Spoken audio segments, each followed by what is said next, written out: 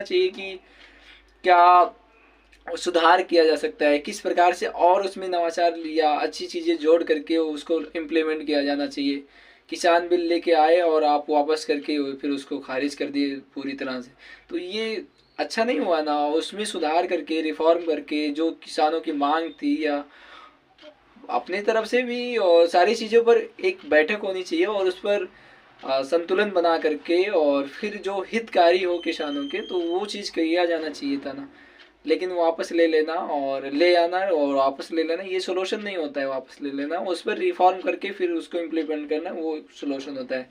किसान संकट, कृषि संकट के कारण किसानों की आय गड़बड़ हो जाती है, कर्ज में डूब जाते हैं, जलवायु जो जोखिम आता है उसमें भी वो पूरी तरह से तहस नहस हो जाते हैं। भारत में किसान को ही अन्नदाता कहा जाता है, और जो भारत या पूरे विश्व के स्तर पर अगर देखा जाए तो किसान ही तो होते हैं जो हर किसी के पेट को पालते हैं, भरते हैं। 8वां पॉइंट है भ्रष्टाचार, प्रशासनिक चुनौतियाँ। अभी भी लाल फीताशाही वाली जो व्यवस्थाएं हैं, आप सोशल मीडिया पर बहुत ज़्यादा वायरल चीज़ें देखते होंगे कि भ्रष्टाचार यहाँ हो रहा है, यहाँ हो रहा है, यहाँ पूरी तरह से ख़त्म नहीं हो रहा है। तो उस पर भी एक निगरानी तंत्र थोड़ी मजबूत किया जाना चाहिए। क्या होता है कि जो प्रशासक सिस्टम है तो उसी के अंदर गड़बड़ घोटाला चलता रहता है।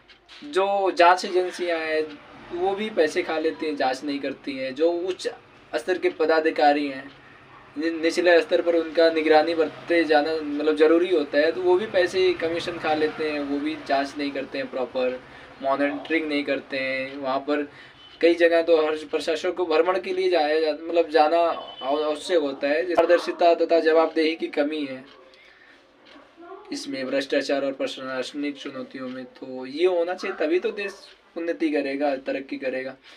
9वां पॉइंट है सामाजिक तनाव। जाति, धर्म, लैंगिक असमानता से बहुत सारे मुद्दे उभर के सामने आते हैं, जिससे जो सामाजिक तनाव होता है बढ़ता है। अभी हमारे गांव में सांप्रदायिक हिंसा बहुत ज़बरदस्त होता है, हो रहा है, जैसे हिंदू मुस्लिम को लेकर के। तो उधर भी क्या है कि अब ये क्या है, सामाजिक तनाव ही तो उत्पन्न हो रहा है। अगर वो मिल करके काम करेंगे तो उस समाज का डेवलपमेंट होगा, लेकिन अगर वो विरोधाभास, ईर्ष्या, द्वेष से काम करेंगे तो फिर उस समाज तो और ज़्यादा गर्त में जाएगा ना। तो इस पर भी ध्यान देना चाहिए प्रशासक वर्ग को। आंतरिक और बाह्य, 10वां पॉइंट है आंतरिक और बाहरी सुरक्षा। ये भी हमारे देश के लिए चुनौती है।